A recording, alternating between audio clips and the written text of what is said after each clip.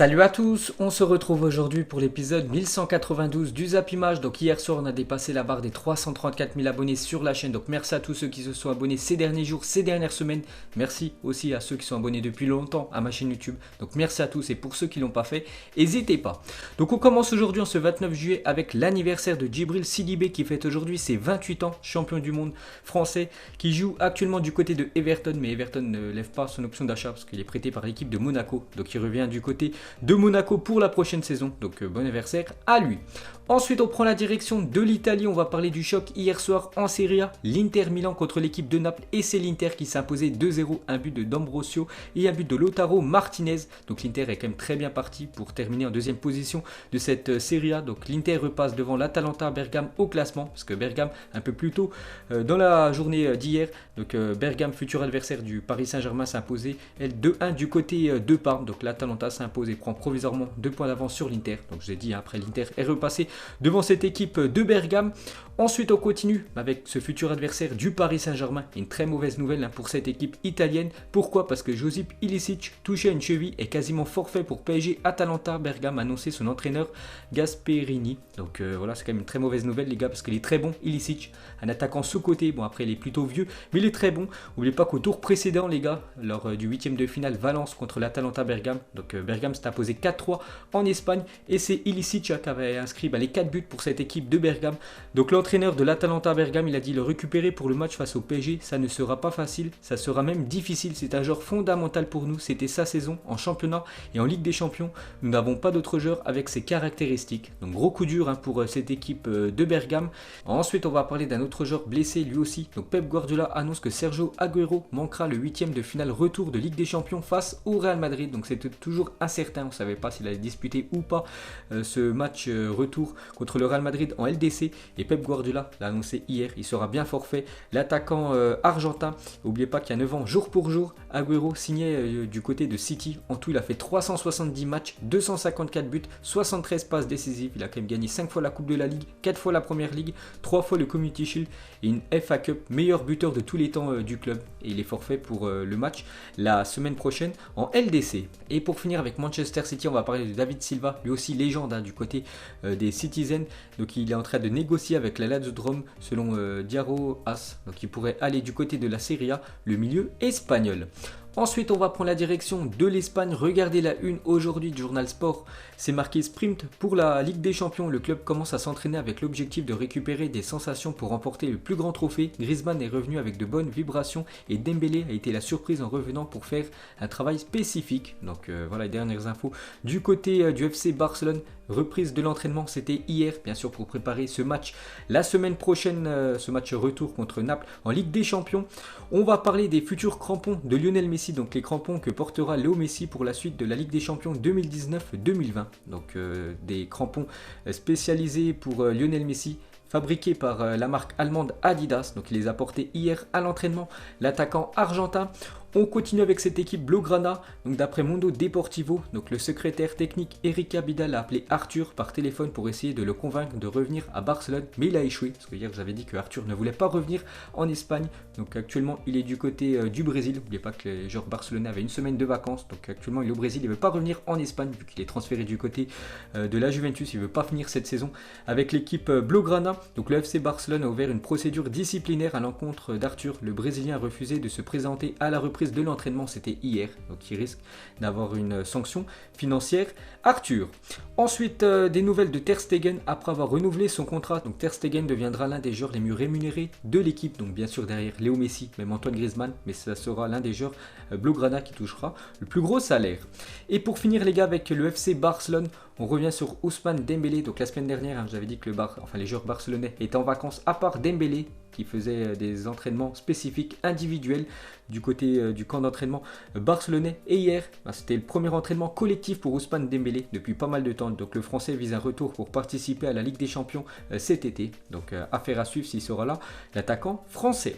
Ensuite, regardez le flow du nouveau maillot extérieur du Bayern Munich qui a été dévoilé il y a quelques jours. Donc ça sera ça, le futur maillot de l'équipe bavaroise. très beau maillot avec le short et les chaussettes toutes blanches. Donc on peut voir Thiago Alcantara, Philippe Coutinho et Odriozola, 3 joueurs normalement, ils ne seront pas là du côté du Bayern pour la prochaine saison. Et pour revenir sur le milieu espagnol Thiago Alcantara, donc le Bayern Munich a fixé à 30 millions d'euros la somme à partir de laquelle ils autoriseraient Thiago Alcantara à partir. N'oubliez pas qu'il est en fin de contrat en juin 2021.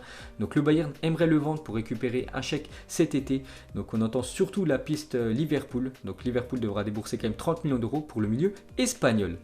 Ensuite, regardez le futur maillot de l'équipe de Wolverhampton pour la prochaine saison. Donc il a été dévoilé hier, ce futur maillot d'Evolve que je trouve très beau.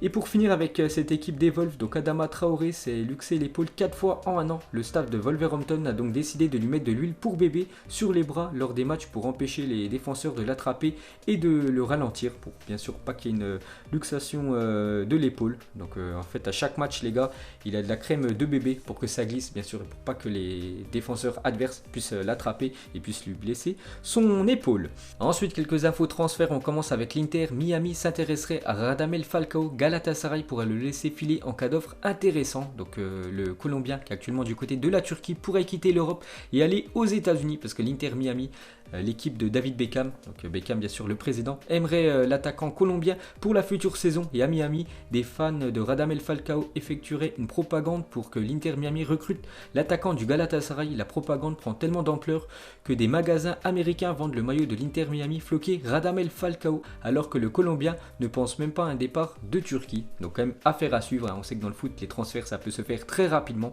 Donc à Miami, ils rêvent de Falcao. Ensuite les gars, on va parler de Aston Villa a fixé le prix de Jack Grealish à 88 millions d'euros pour le jeune anglais les gars qui a fait une très belle saison du côté de Aston Villa. En plus il a réussi son objectif pour le capitaine de Aston Villa, c'était de maintenir l'équipe de Aston Villa en première ligue pour la future saison. Donc Aston Villa s'est maintenu lors de cette dernière journée. Donc son prix est aux alentours des 88 millions d'euros. Je sais que Manchester United avait des vues sur lui.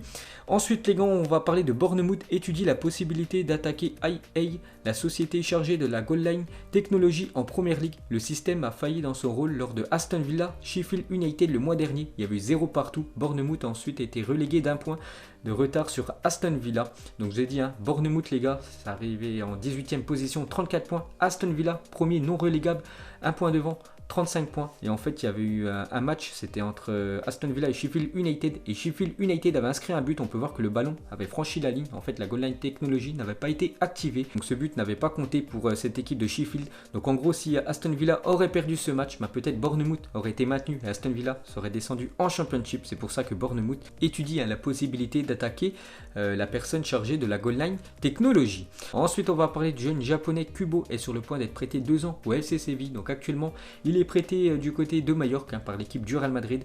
Donc Majorque en plus ça descend en deuxième division espagnole la saison prochaine. Donc il revient de son prêt du côté du Real et le Real va certainement le prêter du côté du FC Séville pour la prochaine saison. Donc bien sûr un prêt sans option d'achat. Donc il pourra prendre de l'expérience et peut-être même jouer la future LDC.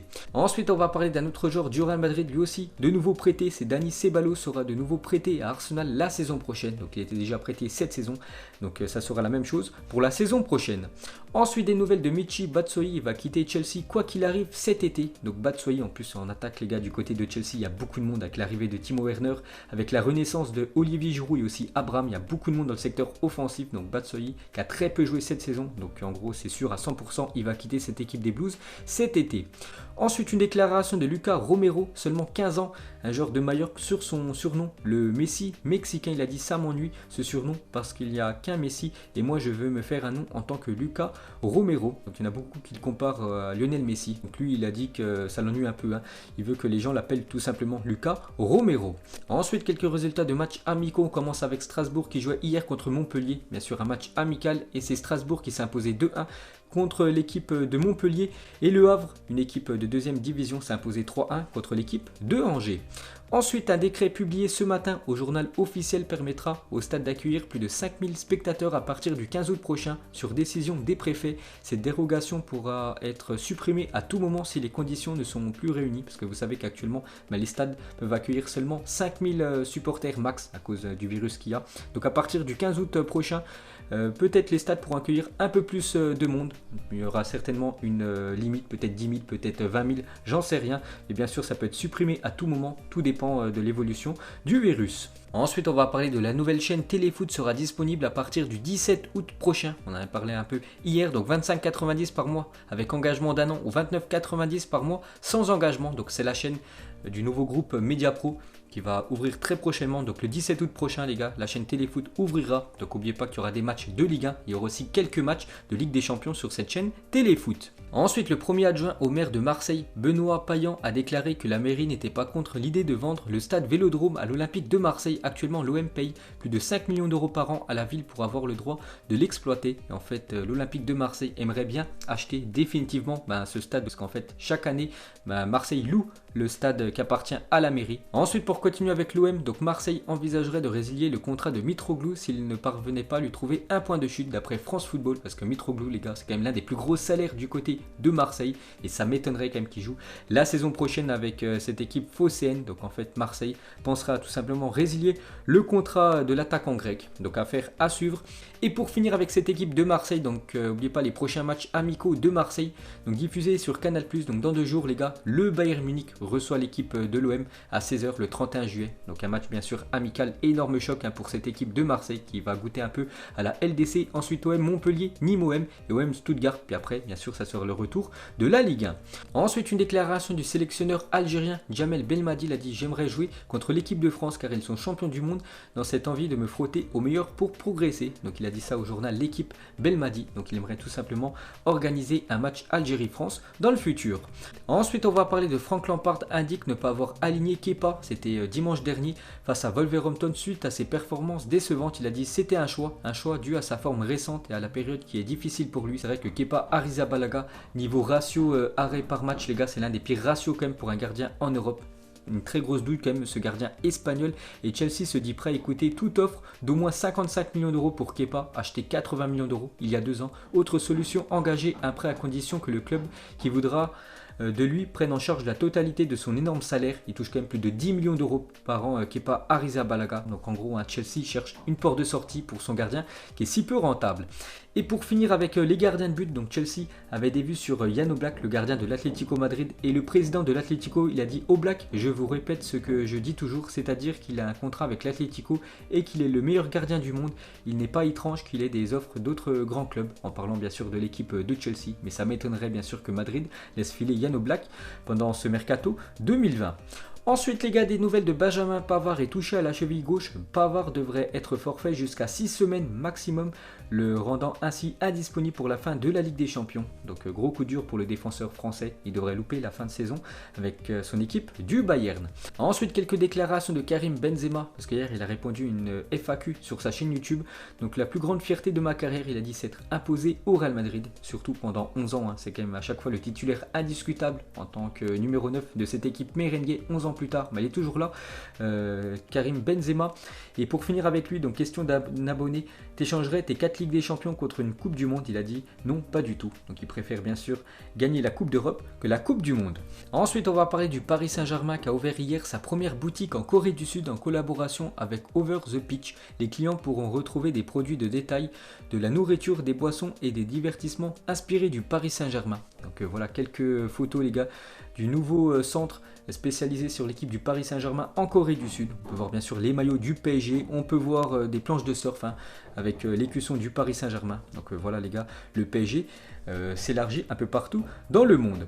Et pour finir les gars, ce Zap Image, mettez-moi en commentaire le premier footballeur que vous avez pu apercevoir dans cette photo. Je sais pas, il y en a combien, plus de 200 en tout. Donc moi j'ai vu directement Moskin, l'attaquant de cette équipe de Everton. Je l'ai vu en premier, donc vous mettrez en commentaire, vous avez vu qui en premier. Donc voilà les gars, la fin de ce Zap Image 1192. Donc si ça vous a plu, un petit like et je vous ferai l'épisode 1193 demain. Donc moi je vous laisse et je vous dis à la prochaine comme d'habitude. Ciao à tous.